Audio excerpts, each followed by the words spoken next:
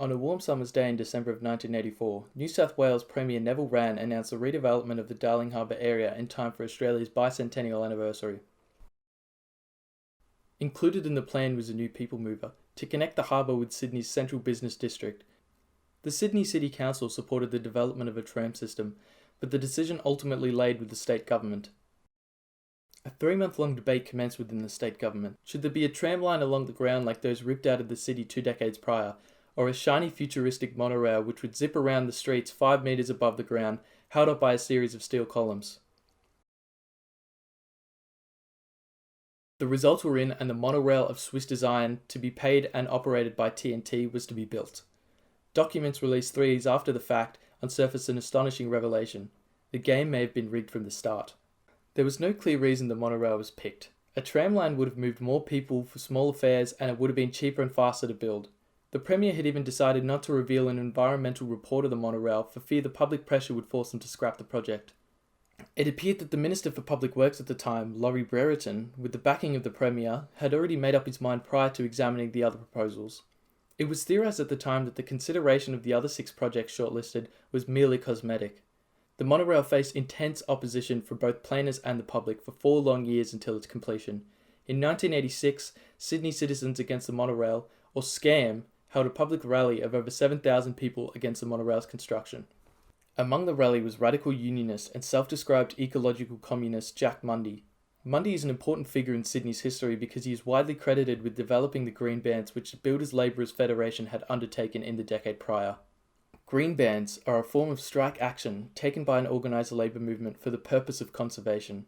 Throughout Australia in the 70s, though mostly in metropolitan Sydney between 1971 and 1975, the Builders Labourers Federation used green band strikes extensively to preserve socially, environmentally and historically significant sites. Basically, the construction workers simply refused to work on socially or environmentally harmful projects. Between 1971 and 1975, green bands had modified, postponed or cancelled over 40 projects with a collective valuation of over 23 billion Australian dollars in today's money, almost all of which were concentrated in the Sydney metropolitan area. The green bands played a big role in slowing the construction boom, which had completely reshaped the city in a period spanning a decade, and changed the face of the city in a way not everyone enjoyed or benefited from. The rising costs for land and rent pushed low-income earners to the peripheries. Working-class neighbourhoods were being torn down and replaced with luxury apartments and high-rise office buildings. Combined with Sydney's post-war population boom, the demand for new low-income housing led to the obliteration of the city's greenbelt, which was meant to preserve access to the countryside for urban residents. In May of 1970, the New South Wales Builders Labourers Federation executive came to a radical agreement that workers had a right to insist their labour not be used in harmful ways. Some saw the BLF's concern for rising unemployment while refusing to work on harmful projects as contradictory. In 1972, Mundy responded, "Yes, we want to build. However, we prefer to build urgently required hospitals, schools, other public utilities, high-quality flats, units and houses, provided they are designed with adequate concern for the environment, than to build ugly, unimaginative, architecturally bankrupt blocks of concrete and glass offices. Likewise, we wish to build for those aged people who gave up their working lives to improve our country, only to end up in some pent-up squalid room in the city. Though we want all our members employed, we will not just become robots directed by developer builders who value the dollar at the expense of the environment. More and more, we are going to determine which buildings we will build." Many residents were completely alienated from the planning processes and decision-making which painted the future of the city, and so many see the green bands as an inevitable reaction. Not only did the green bands save countless sites and urban spaces, over 100 according to the National Trust, but it exposed the widespread disenfranchisement of local communities in Australian planning and led to major reform in planning across Australia.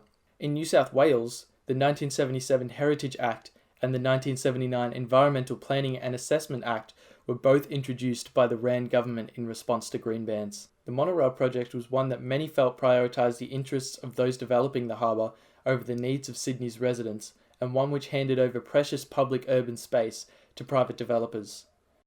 This would have undoubtedly struck a nerve in those who spent years fighting similar projects in the previous decade.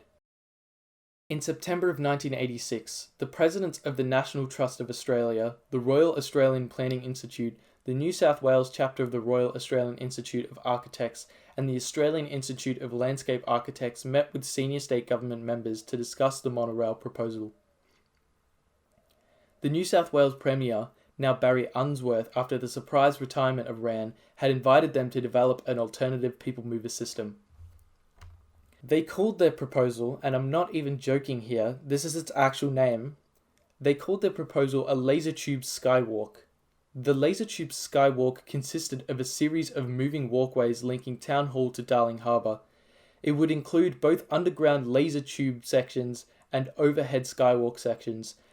It would be built for an estimated 10 million Australian dollars and have a capacity of 16,000 passengers per hour, more than triple that of the monorail, with its fare being a quarter as much. It would also travel in two directions as opposed to the monorail's single track, making a loop unnecessary and allowing the system to be much shorter. Imagine those flat escalator thingies in airports were way cooler.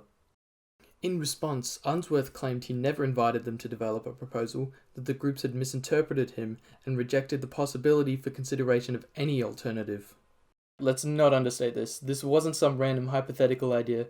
4 incredibly respected Australian planning institutions were tasked with developing a genuine alternative to the monorail, and what they came up with was that travelator from the Jetsons in a tube suspended over Sydney. Scam would go on to endorse the laser tube, but by that point in time, TNT had said any change to the agreed route of the monorail would result in a breach of contract and $50 million in compensation to TNT. Other Darling Harbour developers such as Merlin Group also said they would sue for $100 million if the plan was changed, which is insane when you consider the marketing genius who made up the name Lasertube-Skywalk. Let's also remember this is just 3 years after The Return of the Jedi was released. It's not known whether the name was inspired by Star Wars, but between you and me, it definitely was. Even the dumpster fire that was the Las Vegas Convention Center loop could have been salvaged if only Elon Musk was smart enough to bathe it in lasers instead of RGB LED lights and call it the Las Vegas Laser Tube. Anyway, the TNT Harbourlink was officially opened in July 1988. It would run for 25 years, becoming the Metro Monorail, then making its last circuit in 2013. A TNT brochure from the time showcases the spacey tech in classic 80s retro fashion. It reads, "There is no doubt that the TNT Harbourlink monorail system is the answer to Sydney's problem of inner-city transport, both now and well into the 21st century." Unfortunately, they were wrong. The New South Wales government would purchase it in 2012 with the intention of dismantling it to make way for an expansion to the Sydney Convention and Exhibition Centre, and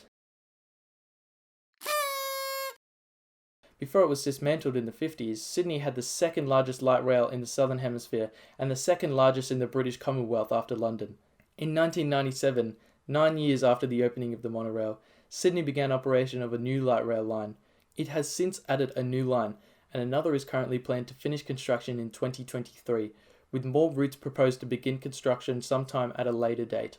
Speaking on why the decision to dismantle the monorail was made, Transport Minister Gladys Berejiklian said, "It was always more of a novelty rather than an actual transport purpose."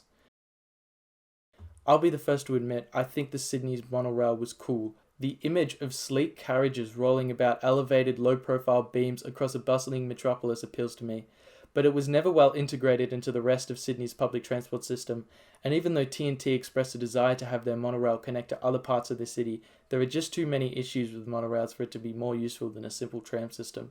One of the biggest advantages of monorails over trains and trams is its ease of elevation.